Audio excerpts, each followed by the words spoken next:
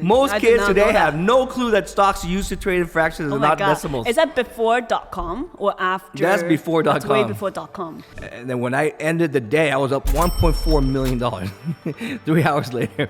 And I was like, I didn't even know I was up that much.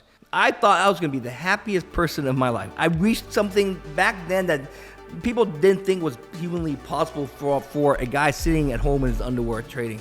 Because I'm thinking, I'm the kind of guy that thinks, okay, first of all, you have to have an edge. An edge can come in many ways. It could be strategic or system. Every edge will change. Yeah. Everything will change. Those that don't adapt for that, they go bankrupt. People talk about sleep. You see all these discussions on Twitter now about sleep. Sleep is very important. Okay. But computers don't sleep. You can sleep all you want, guys. Yeah. If you cannot account for what the computers are doing when you're sleeping, you're screwed. The next retail trader we're about to chat with, he has the most impressive experience in trading. Meet the legendary trading OG, Bao, or aka Modern Rock. Bao started trading way back in the late 1990s. He's the most experienced trader and probably the most extroverted trader I've met. Bao became a self-taught retail trader back in the time when trading brokers were really rare and when the internet was not available to everyone. In this episode of the Humble Traders podcast, this veteran trader explains how market manipulation actually works and how it has evolved over time. Having seen various trading strategies get crushed by the algorithms of the market, he shares a lot of insights and strategies that retail traders today should learn in order to survive the market. There's just so many things to learn in trading, but this veteran trader will teach you how to narrow down what you really need to learn and develop your edge as a trader. Make sure you get ready to learn about Bao's trading career and his nail and bail strategy, how market manipulation works against the retail traders today and how you can avoid them, how to become a risk-averse trader, and the lifelong lessons as he's learned from trading over the last 20 years. This is really a binge-worthy trading podcast episode, so make sure to smash the like button and share this video with your trading partners.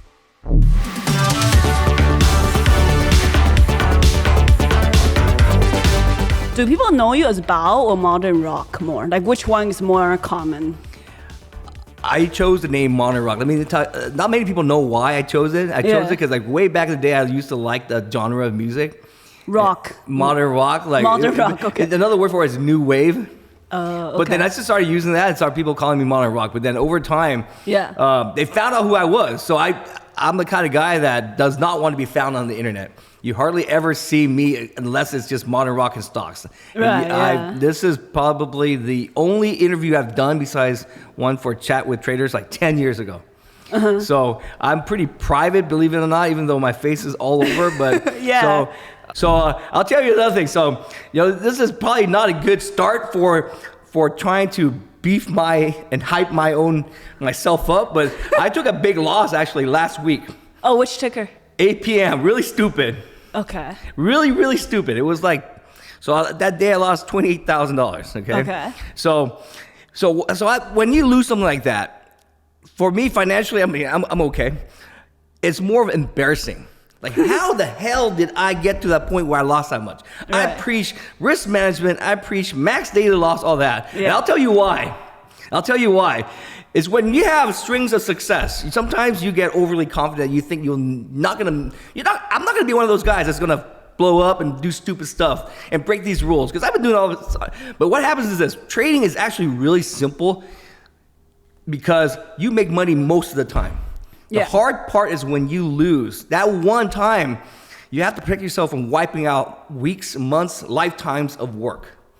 Because when you lose, it snowballs. Your brain. And the worst part is if you win a lot. If you win a lot, you keep thinking over time that, hey, you use the cushion game. I always say that we use cushion game. Like, oh, I lost. So I started losing $5,000. Okay, that's nothing. I made that yesterday. Then we started losing 10. Well, this week I'm already at 15. Then when you're $28,000 loss, like, oh, well, this month I'm up. So, and then oh shit, I'm down $1 million. Well, over my lifetime, I'm more than $1 million. You see? So eventually your brain tricks yourself into convincing yourself it's okay to lose. Yeah. And then what happens is that you feel embarrassed. And so probably like your guests probably have not sat down and said, I lost that much. Like this, the first thing we talked about, right? So that's like the first thing we talked about. So I'm pretty transparent. So I was pretty damn embarrassed. But the embarrassment is not because I lost. Everyone loses. Yeah. The embarrassment is because I thought I was better than I really am because I'm human. Yeah. So what happens? We teach max daily loss. So I created a new account for this year. For tax reason, whatever it is, a brand new account. And I didn't put my max daily loss on the account. Oh, like on the broker. Yeah, the broker. Okay. So we teach everybody to put on the broker max daily loss. There's a big difference between that and a stop. Because a stop, you put a stop, you stop yourself. Yeah. But what happens is this. When you're driving a car, the seatbelt is your stop, right? You put the seatbelt on. If you crash, the seatbelt will help you. But if you think, oh, I don't need the seatbelt, how does the car protect you? Right. The airbag. Right? If you don't have that, at least the airbag will save you. And that's your broker stop. Yeah. But even beyond that, because then there's a bumper that stops you. There's an engine in front of you. You see what I'm saying? But then you're already dead. So you have what I call multiple layers of risk that you need to put on to save yourself from yourself. So I was arrogant. I was like, because what happens is like, oh, if I put a max daily loss and it reaches, I can't trade it anymore.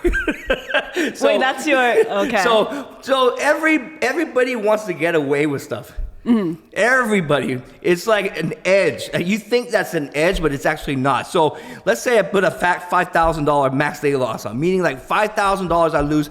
Broker locks me out either by position or by the entire account.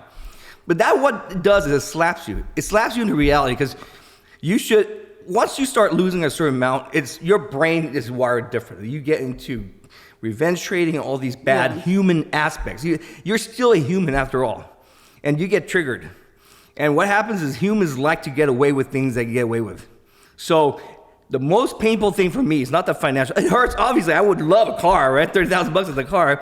But what's more embarrassing is the fact that I did not put these risk controls that I taught people to do. Because why? I was lazy, complacent, or I just never thought that it would happen to me. Right. How could it happen to me? I'm looking at my P&L. Okay, I'm only down $2,000. I'm only down $5,000. Next, like, it went parabolic from like $7 to like $15. I was like, what the, And so I stopped out from like $7 to $13, whatever. But had I not, it would have it would have been like a $60,000 loss. You know what I'm saying? Yeah. But those type of losses balloon so fast, and so now I'm thinking, okay, so what I do is I reset, meaning like man, it's like. Most of trading, actually, I hate talking about this because people talk about psychology all the time. You need good strategy. But when you have a good strategy, the imperfection comes from your human mistakes. Your greed, like you're up, you want more, you never stop. So I'm up, most of the time, I'm always up before 10:30, which is, we call it zombie rule. So I was up in that stock. I was making money all day long. And what happens, I've blown out at 11:30, whatever it is, because I'm like, I'm up for the day. I'm up a few $1,000, but I wasn't happy. That's not enough for me. So I kept on trading because I had cushion, right? I had cushion. And so the cushion disappeared. So a couple of things happened. It's like, you see how that works? Because the end result is always the loss, but you can prevent the loss way before. Yeah. Had I stopped shorting at zombie hour, which we teach our people to do, because zombie hour, if it breaks, VWAP reclaims all that stuff, all the strategies are there. But once it does that, it usually does a zombie hour and you're dead. You're dead as a short. They trap you and all that. Had I just followed those rules and stopped, I wouldn't even get to the point where I needed a max daily loss. You know what I'm saying? So, and then what happens when that stock reclaimed, I'm shorting the stock, I start adding because I'm not in enough. Because I'm like, okay, what if I add one more time? You know what I'm saying? Next year, you're like, what the heck? I'm already in like way more big than I wanted to be, right? Can we get a copy of that chart after and put it on there for people to see? Yeah. 20 years of trading. Yeah. That's a long time. I started trading when stocks were still trading in fractions. I don't even know you guys know that. Oh my God, I don't know that. So decimalization was a big deal when it did. So over time, what happens, people get used to certain things, right? So stocks used to trade. If you take a look at when your parents when you came to America, when you're small, whatever that is, I used to see my dad holding a newspaper way back when I just came to America. And they had a stock section. It's at IBM, $108.03. Three over four. Oh. 75 cents, right? 3/4 fraction. Okay. So stocks used to trade in fractions. I don't think you even knew that.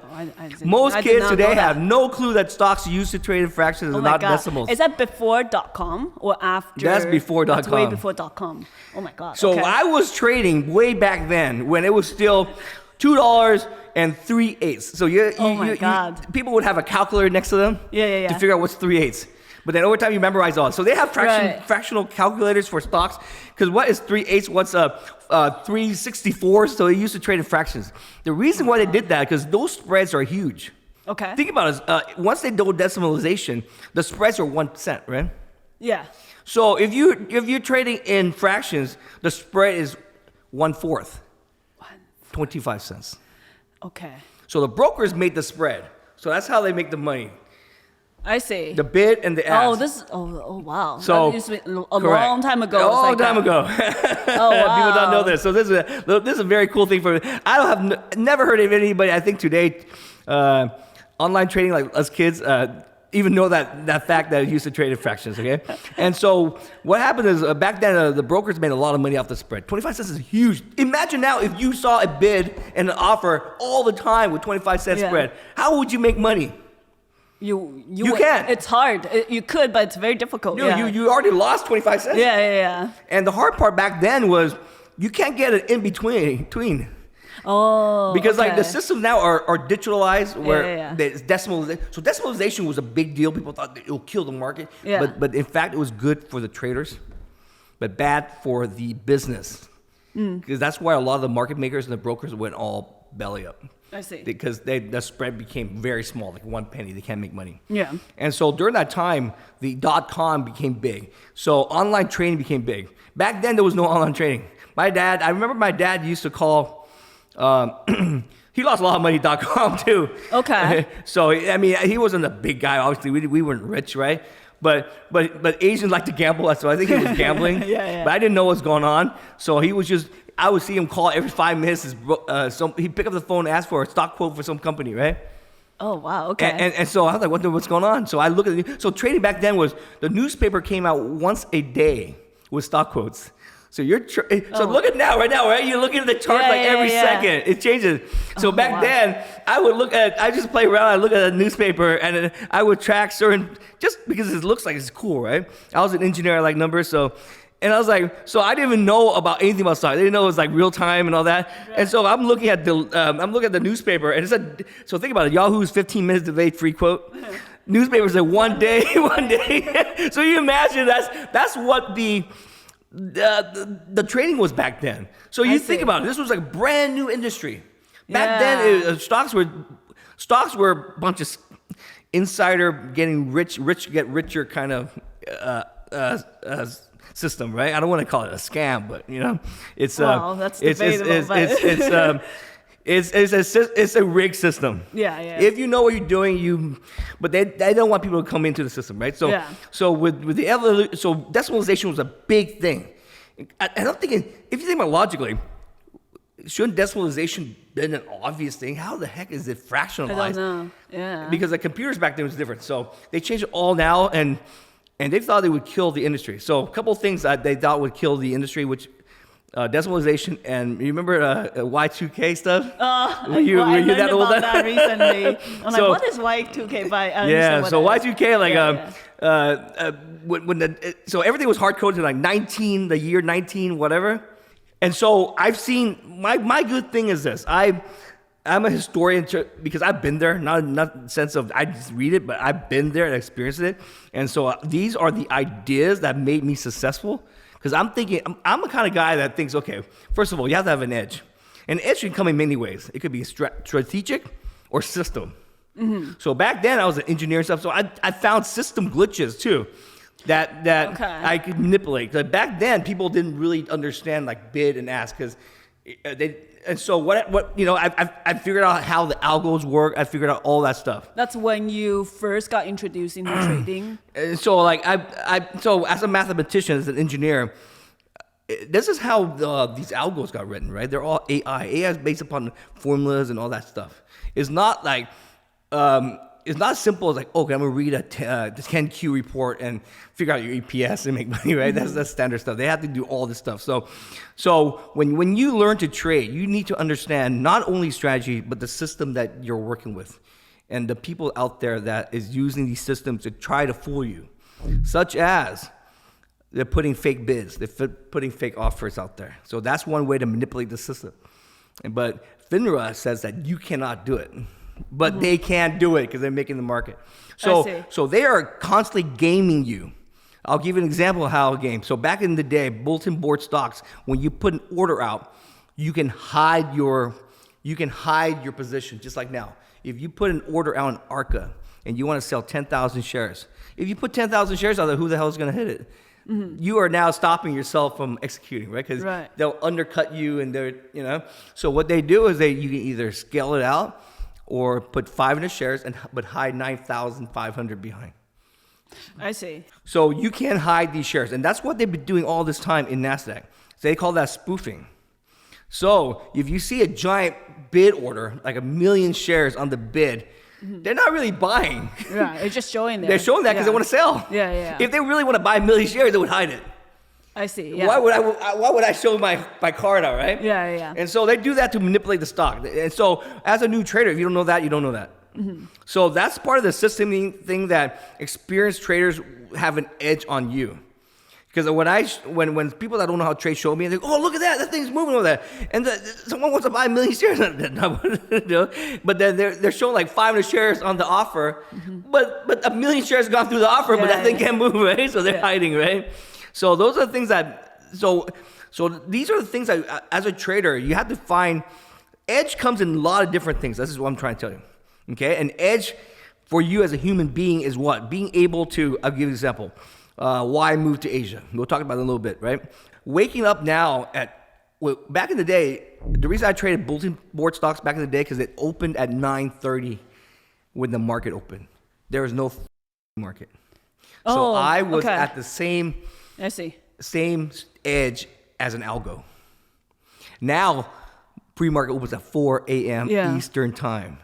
That is 1 a.m. California time. That's when I go to bed after I go out with my friends, right? Sometimes I go home at 2, 4 in the a.m. The market's already been trading. I see. So if you're holding a position blind overnight, it's already traded 4 or 5 hours before you got up. Pre-market opens at 4 a.m., right? Yeah, nowadays. Correct. Yeah. At 9:30 is the official open. 5, so that's 5, let me say 4.5, 5.5 hours. 5.5 hours has been trading before the market even opens. Why even call it the market open when it's already open 5.5 hours, right? True. So the huge edge is for computers now to run everything. And so I don't like that kind of stuff. So now they've taken away a huge edge from us, which is like holding overnight positions. Oh, because that's what you used to do a lot. Correct. So back in the day, I had the whole thing set up. Because if it's a fair playing field, I will kick your ass. But they don't make things fair, right? Now they're opening pre-market hella early. And they said there's no stops at pre-market. I see. So if you set up your orders, they can just blow you out. That's why you see a lot of movements now pre-market. I see. And when the market opens, it kind of fizzles out, does what it does. Because it's already manipulated all this thing. And whoever trades pre-market doesn't understand this will get blown out. That's why you see a lot of artificial huge ranges pre-market. Yeah. Because you have to keep thinking. They're always trying to find an edge. And what is your advantage? People talk about sleep. You see all these discussions on Twitter now about sleep. Sleep is very important. Okay. But computers don't sleep. You can sleep all you want, guys. Yeah. If you cannot account for what the computers are doing when you're sleeping, you're screwed. Yeah. What's like your most memorable trade? It can be a loss, it can be a win, and what makes it memorable? Way back then, this is like, 2014. Oh shit, 10 years ago. That's like, oh my God, that's a year I started looking at stocks. The year I started trading. Let me show you this. 2014. Dude, that's like the year I graduated college. Here, add all this up. Wait, what is this? Oh, okay. Add all that up. I can't do math. 1 million? There's like 4 accounts there. It's all the same stock? Yeah, 1.42 million. Okay. Oh. In 3 hours. Wait, sorry, I didn't see. Were you short or long? I was short and long. Short and long. Yeah. Oh. Yeah. You mentioned that was Fannie Mae. Yeah, that was a long time ago. Okay, it was an OTC stock. It was when everything kind of. So everybody lives for one moment in your life. You set up everything. Like if you're in sports, right? If you're a basketball player, you want to win the championship. If you're a football player, you want to win the Super Bowl. Okay. Everything in your life is worth. Because what happens is, if you don't have a goal, you're not going to wake up. You're not going to do it. You float through life, whatever. Everybody needs a goal. So my goal, I always thought, if I made a certain amount of money, I reached the Super Bowl, I would be happy. I'll be done with my career, my life. I'll be happy. I'll walk away. But in trading, it's like a video game, right? There's no ending.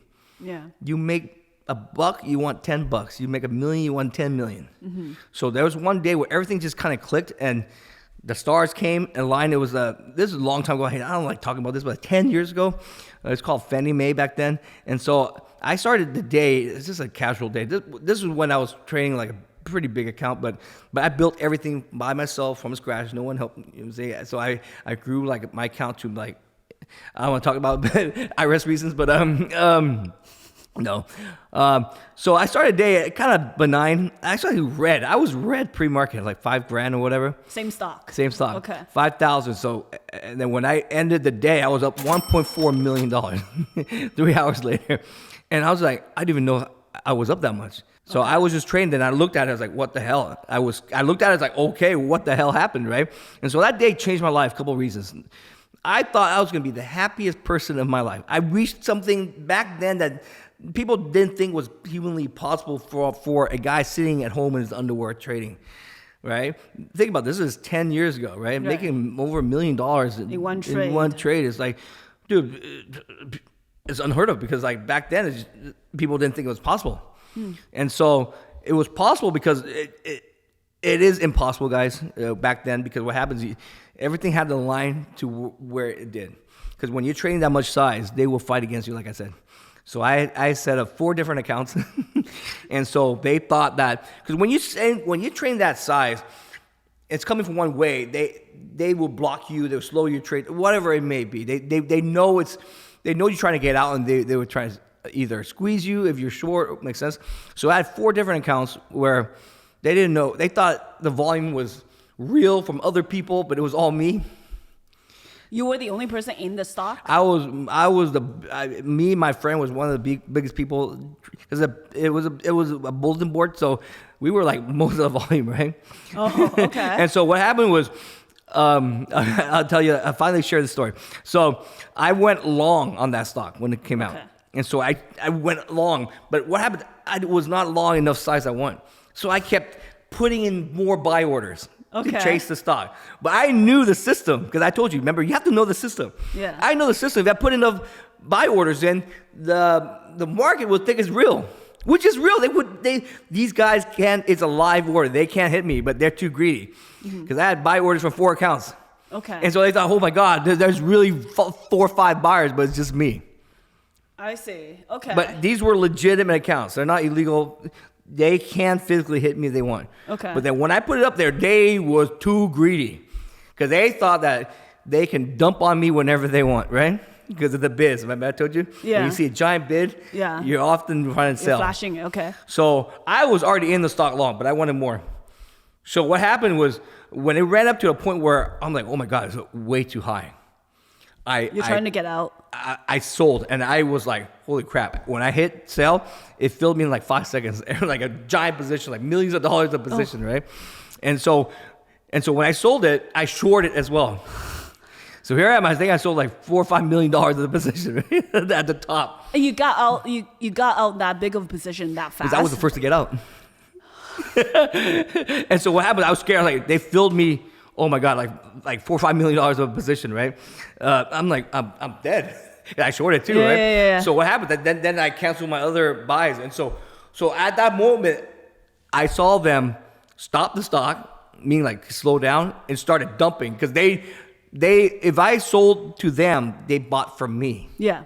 So now they are stuck with $5 million of this freaking. Oh, they're stuck up there. Yeah. And so oh my God, it was I got to bring up the chart. Did you know you were in that big? Not really. You just press a couple extra zeros. Because I have, all I'm doing is managing position. Yeah. And I only knew I was that big when someone said, "Oh shit, how much you're up now?" Because I was in the chat room at the time, and I looked, oh my God, dude. But why did they buy from you when you went short? Because they got greedy, is what you mean? A short is a sell, right? Yeah, but they had to buy from you. Because what happens, like, a lot of people were they were short squeezing too. Oh, I see. Right? So a lot of people try to cover, but they didn't. But I think they ran it up because they were greedy too. They remember they if you see $5 million of buys and stuff, you know, and you try to figure out where it came from. It came from 4 different places. Yeah. There's all speculation. Obviously, they probably thought that they were being greedy. So after that day, what happened? After that day, they turned off all the algos. Because I was fighting against the algo. I saw it. So what happens, see, these are the things that if you train over time, you kind of spot. There's market makers and there's digital algos, electronic algos, like ARCA. ARCA is because what happens, market makers, you send them the order of market maker, they are the ones, the human beings are the ones. So I had to use electronic. Because if I send $1 million to a market maker, they're going to hold my order. Oh, so what I did was I sent $1 million to a market maker, and that market maker held my order. You see, because he wants to fill it up at a higher price. Oh, I see. So this is the edge I was talking about. The edge back then was they're human traders trading behind the scenes. I see. Now they're electronic. Yeah. So there's good and bad because human traders, electronic trading, you know what they're going to do. Human traders can go and change it whatever they want based upon whatever. So these Chinese algos, you know the end game. They're gonna tank huge. You just don't know when. They're gonna squeeze you up first. Correct. So if you are riding with the trend with them, you're fine. Okay. But the thing is, most people would not buy a $10 stock when it was 50 cents yesterday. So most of those are being squeezed. Most of those are short sellers being squeezed. Okay. And so they're always trying to set up those type of situations, right? So if you know that, my point being is know who you're trading against. If you know you're trading against a Chinese algo like that, you know it's going to go crazy. So either don't short or go long. So there are times that we go long, we make money. But then we always mad because it goes higher than we thought. But at least we're not shorting, we're not losing. So after that Fannie Mae trade, you got shut down, and what happened? So what happened was, so this is what I liked, okay? So my whole thing's like, I didn't need the money back then. I made enough money where I'm fine. But that trade was just like epic in the sense of I killed you know, like the Wolf of Wall Street? Yeah, of course. They scam all that stuff. Yeah. I was the guy shorting all those crap back in the day. You know, all that stuff. You shorted a pump and dump. Yeah, Okay. and so what happens, so they turn off all their algos. So this is a part where I realize it's a scam, it's a fix. So back then they used to show orders where if I put in like 5,000 shares of buy, it would show 5,000 shares, or I can hide it and it shows 500. Yeah. But they create a law where you can't hide anymore. You can still hide your orders on nowadays. OTC. It'll show the whole thing. I see. But the market makers can hide. Well, it's not supposed to be a fair playing field. Yeah. So back then, the reason I made, because it only showed like 500 shares, and behind the scenes it was $5 million position. Yeah. And it was as long as the same playing field, human beings will beat them. So they create systems. You have to understand that the system is out for them to make money, not for you to make money. Yeah. Right? If they make money, you're losing money. So back then, it's like, those are the games that it's fun, right? Because what happens is this: when you get a certain level, guys, it's like the algos are working against you. They're playing the system too. They know that there's a max. So one thing, I'll give you an example. One thing about the max daily loss is this, guys. They're using these stops to their advantage because they know the sizes that you're in. It's crazy, but what happens is you can buy information from NASDAQ to tell you to get a snapshot of all your positions and all that before. It's you can there's books written on this, but it's a fairly I call it rigged, but you pay for data. So if you have enough money, you can actually pay for short interest data and all that stuff, and it's real time. It's the stuff that's printed is like 3 days old. Yeah. Right. And so they know they can get a report from every broker or whatever it is. They know exactly who to squeeze and all that stuff because they're the guy actually letting out the locates too. You think about it, right? Yeah. So if you're locating a stock, they know there's a million shares located. They know how to bend you. Okay. So you have to be careful of that. So playing size is it won't affect most people because most people won't pay that size. But you have to understand the fact that if you set a max daily loss, I'll give you an example. If you set a daily max, and if your max daily loss is too high, they was gonna run up to trigger you and run straight down. Oh, I see. So the reason why I don't set mine too high like that. So what I should do is set maybe lower. So whatever you want to set your max daily loss at, in my advice is set it half. Okay. Because what's going to happen is the smaller the size, they're not going to try to run up to make $1,000. Yeah. But if it's a significant size, I've seen them run up, and I am the top tick cover. You see? And so so those are the edge erosions. But that's not really an edge erosion. It's someone's making an edge, so you have to understand how do you make money off that edge. So if you see stock being parabolic, is some short is getting squeezed like me. I see. And you know that when they cover me out, it will drop. But it's the timing the top of parabolic, that is the difficult part. So what happens is I'll give you a trick on how to time the top. You don't know the top, to be honest. But what happens is, if you take a look, I always talk about this because it still applies in my opinion. When a stock goes up, it speeds, right? That's what's parabolic. It speeds up. Yeah. But then when it starts to slow down, when you see the print slow down, it means that it's going to reverse. Just like driving a car. So if you're driving a car 100 miles per hour and you want to make a U-turn, what do you have to do? You have to go down to 0 miles per hour to do a return, right? Yeah. You can't go turn. Same thing with physics. If you throw a ball in the air, the velocity goes up, it's going to be 0 at the top, and it's going to go back down. Okay, maybe the Chinese algos are different. But I feel like with the Chinese stocks, they go up, and then they look like they're going to drop it, but they're actually consolidating to go higher. But if they consolidate, you got to get the hell out. Yeah, that's what I'm saying. So but the thing is, if you take a look at all those, if they go huge drop, they will go down a bunch, but then they'll go back up.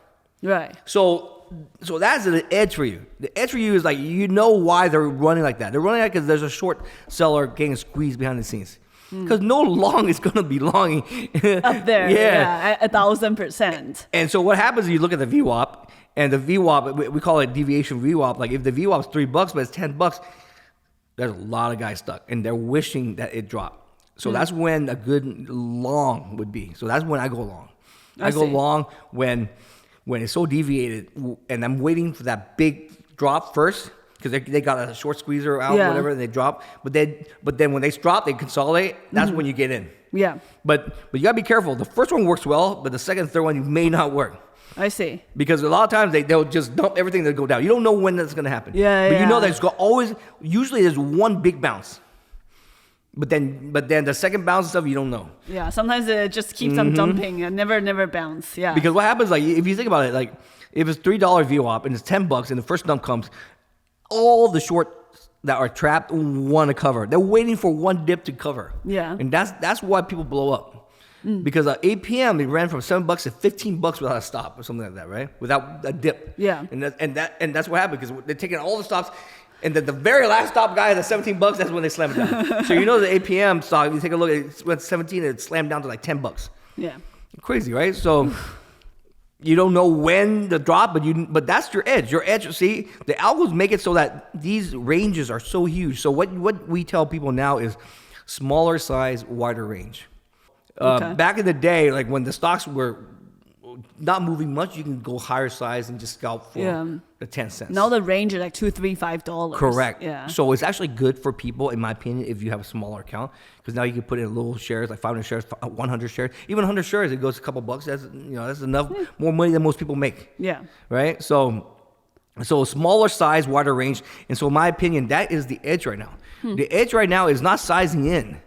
It's being able to have lower risk because you're smaller size, but bigger reward. So the risk reward should be greater than 1-to-1 now.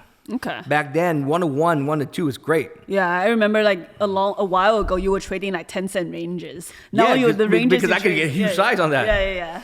But now the range is like, dude, you can't get huge size because 10 cents is nothing now. Yeah. So the edge actually is coming back to the retail traders that are educated. Because these stocks are going huge. When you put in 100 shares, that's for most people that are working 9 to 5, they just need to make 100 extra bucks a day, and they're living a good life, man. $200. If you make an extra $200 a day trading, that's $50,000 a year. Yeah. So $100 is 25 credit a year. For most people, that's a lot of money. But they don't think about it because $100 doesn't mean much, but it adds up over time, right? So if you risk, you set your stops $100 risk reward, dude, that's huge. But most people back in the day, if you set $100, how much can you make, right? But now, like you said, the stocks are running like dropping up and down $5. So the edge now is going towards, in my opinion, towards that direction. So keep doing that, and so notice. So everything comes down to your size multiplied by the move, right? And so if you take a look at these stocks are moving way more than they used to ever move. Yeah. But and so what happens? They're relying on the fact that people like me are getting greedy or whatever. If you size wrong, they rely on shorts piling on, and that's why a lot of people are moving away from shorts.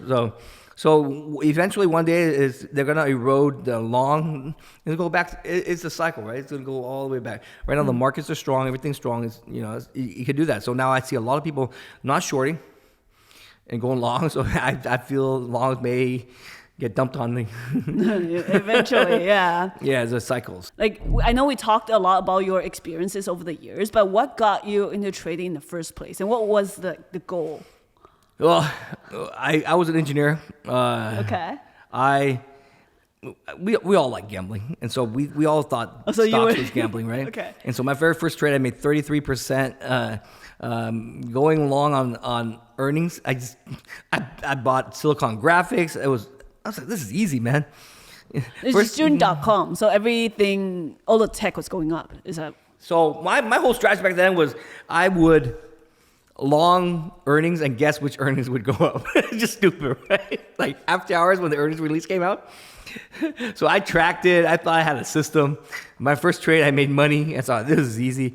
In the next 3 trades, I blew everything up, right? Obviously, right? This is before we were profitable. This is when I first started trading. My very first trade ever. Okay, but what got you into trading? Like you like the gambling aspect, but that's because I was an engineer. I was one of the first people to use the internet.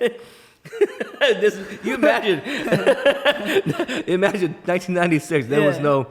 You had to at home. You had to go dial up on AOL.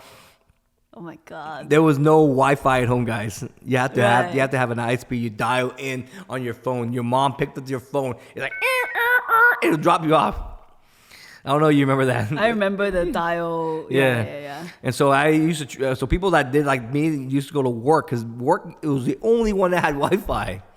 Oh, okay. So everybody that was an engineer started doing that because you know what I'm saying. So that was my edge. My edge was going to work so I can trade, and so I started trading, and then I did well. I created I'm telling you right now, guys. It's not necessarily just a strategy, not necessarily being smart. It's being disciplined that makes you money in trading. Yeah. That's why a lot of the hedge funds they hire engineers to trade. Because they're risk averse, they're analytical, they're not gamblers. So if you're a gambler, don't freaking get into trading. If you interview all these people, you see them, they're nerds, they're analytical, they're risk averse. Yeah. So that's the only way to do it, right? You see all these guys, they're not crazy, they're not YOLO, they're not, you know what I'm saying? And so I became successful because I was an engineer. I was very risk averse. I became more risky when I had money. That's the ironic part. Yeah. Because like now I started treating trading as an entertainment more than income.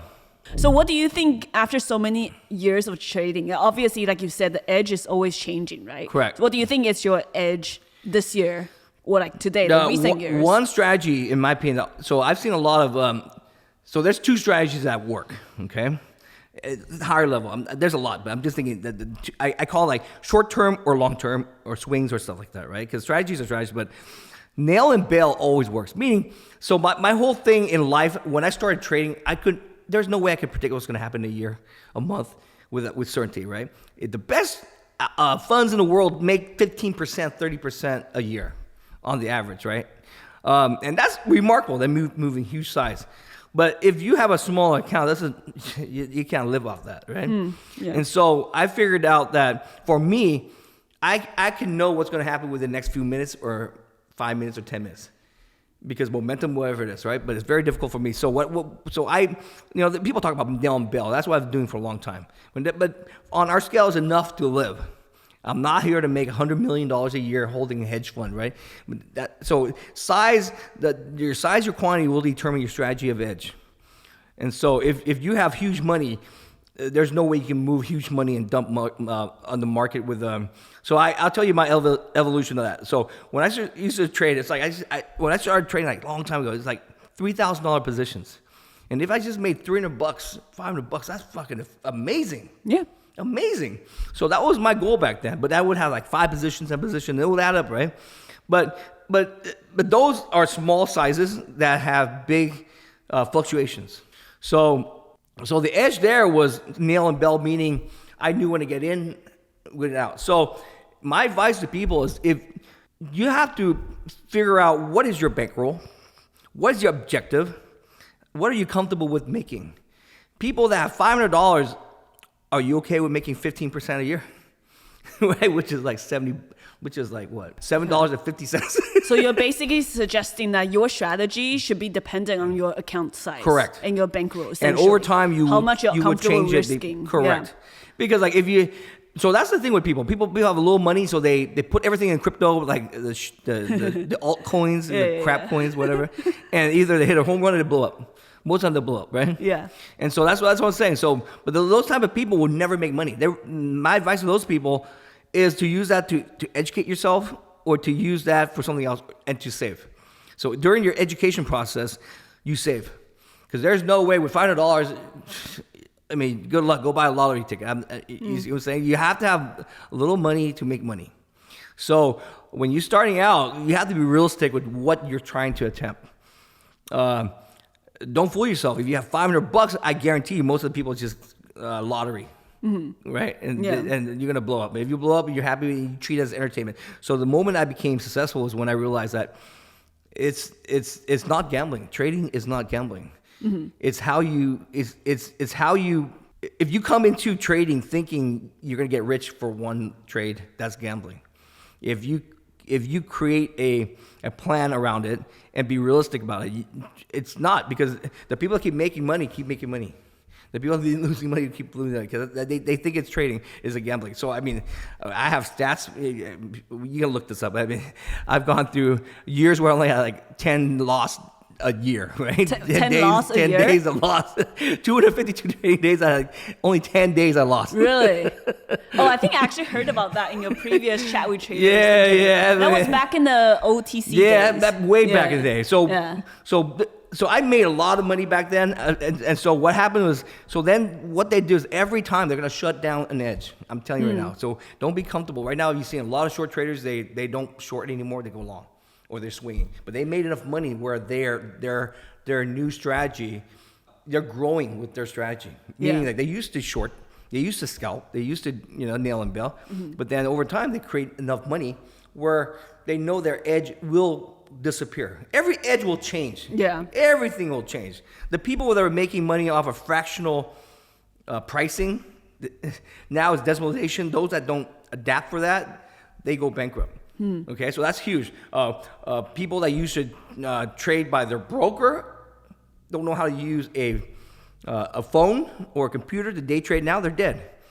So what kind of evolution did you personally go through in the last 20 years? So the first evolution was the fact that you could not get into the trading game because as someone who doesn't understand, doesn't have a broker, you're screwed. So back then the brokers were only for rich people. There was no trading online. You had to physically call a broker to buy IBM. Right. And who the hell has the broker? Who would know about stocks? How would anybody in California know about stocks unless you're rich? Because there's no computers. So the one thing that changed everything was the internet. So I was like in Web 1.0 day. I'm not joking. There was back then. Back then there was only static. Should I tell you people how old I am? I look pretty young, but I mean I graduated in college in 1996. Oh my God. Okay. I was a developer. I created code for websites and stuff. So back then there was no what's called dynamic HTML. They just had static pages. I see. And so we used to have to create, this is my old life. I worked 10 years as a software guy, creating back ends that did dynamic HTML stuff. Okay. So it's really complicated. But now it's like easy. Now the web is built out. So back then, so I became really interested in day trading the moment that they had online brokers. I see. So you were the first wave of retail, essentially. So let me tell you what happened. It's interesting back then because people don't know this. So I used to trade in fractions. Okay. And dude, my commissions were ridiculous. I didn't know. So once I would pay like $100 a trade for commissions. Holy crap. $100. Wow. I would make. Oh wow! I would like, okay. First of all, you already lost $100 when you enter, and I'm only trading like $2,000 positions, right? Yeah. And so it was like, holy crap, right? So when I exit, it's like, when you're wrong, you're wiped out. Yeah, you can lose literally your entire account. But I didn't know what I was doing. So when you start trading, it's when you start anything in life, it's the building blocks. Go slow and learn, and expect to lose. That money you lose, it's tuition. That's basically what it is. You're learning, right? Okay. Just like anything in life. But so be realistic. That's what I'm saying. So I made a lot of money as an engineer back then. So I thought I would gamble, but I lost way too much because I made too much money.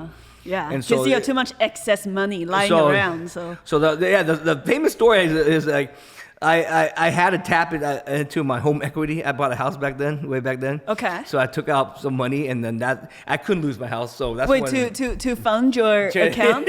Oh my God, that is so dangerous. This is like 20 years ago. Oh wow. Okay. Yeah, and so it's dangerous. But I was betting myself, so I learned this. I went back and I always made money. I only lost a few times, but when the few times I lost everything. Right? So I'm like, dude, I'm a good trader, but I just can't stop myself. Oh no, okay. Right? Because what happens is so that's most humans. So I figured out why people lose. People lose, anybody can make money. It's keeping the money that's hard. So all these people in life, if you go to work, you have money, but you spend more than that's basically losing, right? You spend more money than you make. So it's the same thing. That's why you go into debt. So think about that. So think about all the ways to keep yourself from not killing yourself. That's where risk management comes in. So risk management is a huge aspect. People talk about it just about putting stop losses. It's not about that. It's putting fences around anything that could possibly kill you, such as, that's why sleep is important. If you don't have a good night's sleep, it's a huge risk. You can wake up and so whenever I get mad with my family, my girlfriend, whoever, I lose the next day. Seriously, it's some weird thing because I'm pissed off, right? And so those are things that beyond just stop losses, that risk, or just having too much money in accounts, a big risk. But one thing that I figured out, which a few years ago, that I didn't know about for a long time, the max daily loss on the broker level. No one freaking told me about that. It's crazy. Because you have to know the broker and stuff. So once I know the broker, it's like, dude, I didn't know you can do this because I'm not a fund manager. I didn't, you know what I'm saying? And so you find out, like, you know that you can put a stop loss, but not many people know that you can call your broker and set a limit on a per ticker level. If I lose $500 on a ticker, cut me out. Because what happens is a lot of times I went to the bathroom, come back, an offer comes out, whatever, it's like you're screwed. I'm not joking. How often did that happen? A lot, right? Because you turn your head and what the heck happened? Yeah. And so that's the airbag. That's your bumper on your car. I see. Yeah. Because there's a lot of things that you can't account for. Okay. So let's go back to talk about your strategies though. Okay. Like how did it differ when you were trading OTCs? And now I know you kind of talked about edge erosion and like everything changes. How has that changed over the years? Okay, that's good. So I'm going to talk, because I've been here a long time, so I'll tell interesting stories of how edge erodes and what I expect right now and the future will be, okay? Yeah, sure. So in the beginning, what happens, the edge in the beginning was just the size of the spread. Okay, the 25-cent Correct. spread. And so when you go online now, so the beginning, the way edge back then, remember I told you about the newspaper? You only got the quotes like once a day. My dad would have to call the phone to his broker, and how many times can you keep calling, right? Yeah. And so when the stock moves crazy, you're screwed. Trading is a mentored game. Yeah. You don't just learn on your own because there are so many things to learn. How do you even know what to do? You're going to go down the wrong rabbit hole and waste your entire life on Bollinger Bands. I see. That's what I'm saying. So when I just started trading, right, there's all these indicators. I'm like, oh, dude, that's the way to do it. But then over time, it's like, I just wasted 5 years losing my money on stuff that doesn't. Right. So a mentor will guide you to the direction that, hey, this doesn't really work for that strategy. You know what I'm saying? So at least you know where to go. Okay. And so one good thing that these kids today, everybody today listening to this podcast, there's the internet. Oh my God, there's information. I've lost so many millions of dollars trying to make millions of dollars right back in the day to get to the point where I know what I'm doing. So you don't have to repeat the same mistakes we did. Yeah, there's a lot more resources nowadays. So it's not like I'm teaching you how to make money. I'm teaching you what not to do. Okay. So an edge overnight holding, in my opinion, is very difficult now because of the time, the pre-market open, all that stuff. Yeah. So you got to be very careful if you're holding stuff overnight because when you wake up, you have 5 hours of them. So that edge eroded. Mm-hmm. And so holding stuff overnight, you got to be very careful. And so if you hold stuff overnight, it's okay if you swing, meaning you're not scalping. Because if you're scalping up or down, gap up or gap down, that's gambling. Yeah. But because what happens in gap down, you don't even know. A lot of times they go down, they go up, and so you have to understand like what is your edge. So in the beginning, in the morning, what happens is this: I moved to Asia, not for trading reasons, because I've always wanted to live in Asia. Mm-hmm. Yeah. But then I found out, oh my God, me being in Asia is really great because the market opens at like 9:30, 8:30 p.m. or whatever it is. 9:30, and then pre-market will be like 4 p.m. Yeah. Yeah. So 4 p.m. is perfect. I'm already up. I'm the first guy there. So you see my chart. I was like, dude, I was killing the pre-market. Yeah, I see your chart. I'm like, dude, he's like done by the time I wake up. Yeah. So my edge. So waking up normal time, your edge already eroded because there's 5.5 hours of trading before the market even opens.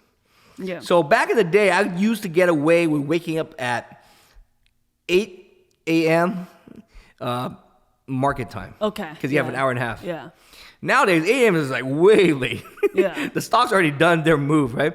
So then we started waking up at 7 because we needed to get the locates before other people, because the locates would run out and the prices go up. So the edge always erodes, but you have to figure out. So what happens? So people start getting up way early just to get the good locates and go back to sleep. Okay. But now people are lucky because there's a lot of brokers, like the brokers I use that have 10 locate sources, have tons of locates, so you don't have to wake up that early anymore. But back then, there was so hard to get locates that I would refreshing when the pre-market opens. Okay.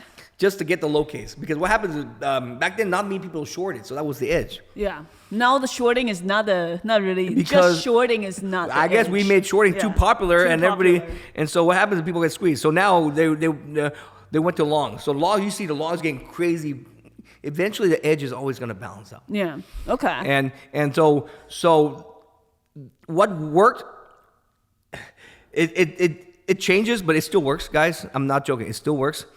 You look at Alex every day posting, it still works. You have to be more disciplined now. That's the only difference. Things that work will keep working, but it will work more infrequently with less stocks. I see. So back in the day, you just short whatever the hell you want, right? Yeah, now, like Alex, now you cannot do that. Now you gotta be careful. So day one, low flow, don't touch that short. Okay. Like that, I made a mistake because that was a day one, 8 p.m. Yeah, 8 p.m. was, day one. But if you wait, it's an easy short if you wait. But so the old days, it's like, okay, once it tops out, it doesn't reclaim. It follows the rules. Nowadays, the algos are tricking, dude. It's crazy. And so you have to be more selective at what you can get away with. I see. So that's all it is. It's the same thing with going long, right? But it's because like now longs are a little easier because shorts are getting killed. But there was a point where if you went long, it was dump, it will never bounce. It'll be all day fade. Yeah. Remember the back of the day they call it all day fader and stuff? Yeah. And so everybody started doing systematic trades. They think it's easy. Like, okay, I'm gonna put that in and all day I'm gonna write that down. Right. So the algos say, okay, I'm gonna play against you. What they do is they slam it down, you think you're safe, and then they just rip you. So they do smaller volume to make it seem like it's an all-day fader, but then the real volume will kick up once like zombie hour time, whatever it is, and then and then once it reclaims back up, and that's when you see the huge, massive volume coming. You're just dead. Okay. So the algo's getting smarter. You should be getting smarter. The hard part now is this, guys. It's like 20 years later, they know a lot of these strategies already, right? And so in the beginning, because it's kind of like you're trying to get ahead of the system all the time. Yeah. Cat and mouse. And so now, in my opinion, trading is much more difficult. Much more difficult because you can't make a mistake. Because what happens, like back in the day, the systems were not that sophisticated. Algos were only in the IBM stocks; they were not in the small caps. Now I've seen them enter the small caps. Okay. So that's the reason why I traded small caps because Goldman Sachs is not going to be trading no $2 stock. That's why you got into small caps in the first Correct. place. Yeah. So that was my edge. Yeah. But now China's getting into it. Okay. Oh yeah. So most of these algos I see are coming from China. That's why they're hitting all the Chinese stocks. I see. So all these stocks are China. You gotta be a little weary, right? But so these are the experience that you learn. Yeah, correct. yeah. So now you just don't trade the China stocks then. Okay. Don't short it. But if you short it, you have to set a stop. You have to be more. Makes sense. You can't just be like, okay, we'll go to the bathroom and come back. Okay. Right. And so everything still is valid, guys. You just have to understand how the edge is moving, certain edges erode, another edge comes up. But if you understand as a Chinese algo stock doing that, go long. Okay. So like we've been trying to go long more often now. So but my old bad habit is I keep because I've been shorting for so long, it goes back. But I started my career as a long bias trader.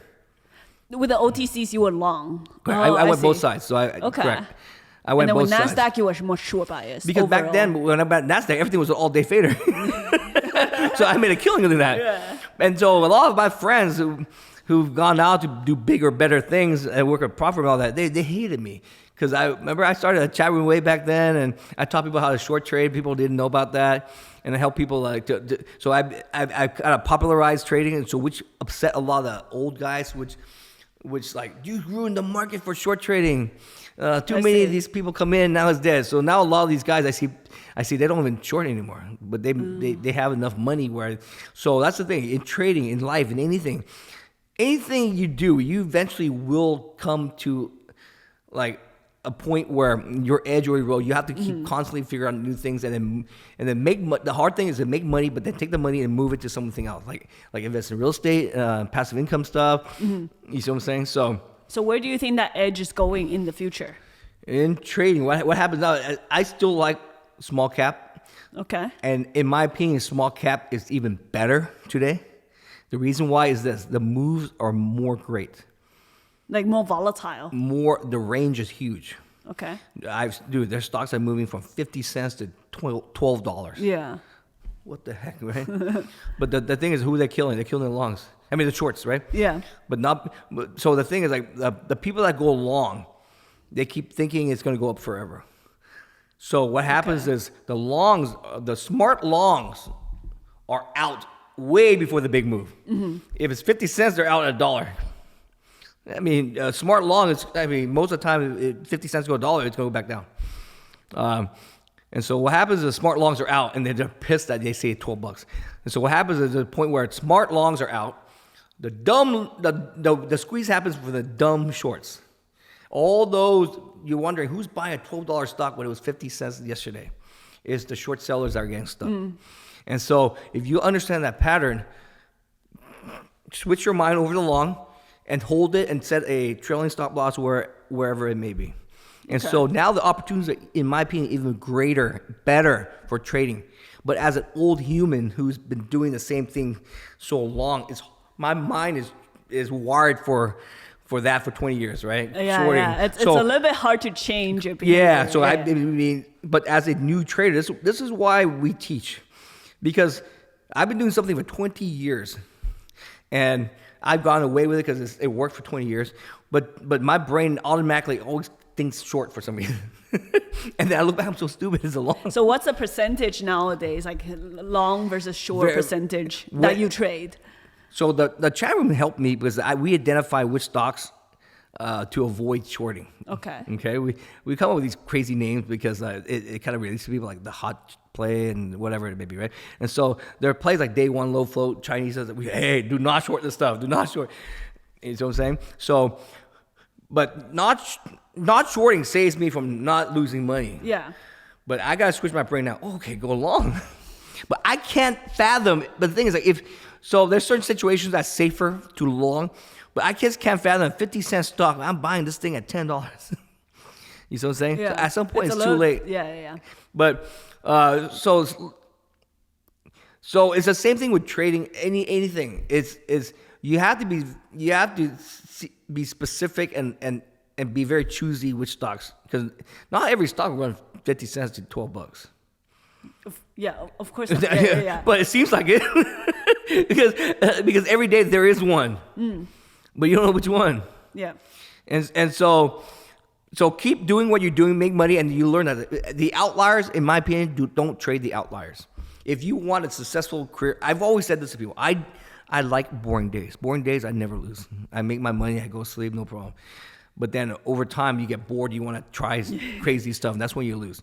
Yeah. So if you want to make trading a career, is boring, guys. I'm telling you right now. If you go to work every day, if it's your job, boring. it's hella boring. Yeah. And so, which leads we're probably talk about what's my motivation to wake up, right? Oh yeah. How do you still like wake up and trade after like 20? That's why I blew up. To be honest, I lost 28 grand because I was like bored as hell. I was done trading my boring stock. I make my money every day before 10:30. I hardly lose any time before 10:30. It's only because I'm so bored. Yeah. I'm so bored. I have excess money, and it's like, because I have to stay in the chat room to educate. Okay. And so if I'm in Asia, when zombie hour, we call it zombie hour, like 10:30, 11, when it comes up, it's already like like midnight or 1 a.m. In Asia. Let me see, 3 hours. 7:30. Opens at like 11:30. Okay, 11:30. Yeah, 11:30 p.m. Yeah. In so I could go to sleep. But in California, I come back to California. I lost because in California, I'm done. It's like 8 a.m. And what are you gonna do for the rest of your day? Gamble. Okay. I took my cushion. I gambled, but I gambled without a stop loss, without max daily loss, and that's why I screwed up. And so if I had kept my max daily loss on, I would be fine. So I keep telling people, you make money, but be careful of that one loss. It's gonna wipe out X days, X months, X years of your life. But what gets me up, where I still do it, because I want to pass knowledge back. That's always my thing, right? To help people and pass knowledge back. Mm-hmm. And I'm telling you guys right now, investing in other people is the best thing that you can ever do in life. Invest in other, like, I know you for a long time. We're nice to each other, and that's why we're here, right? Yeah.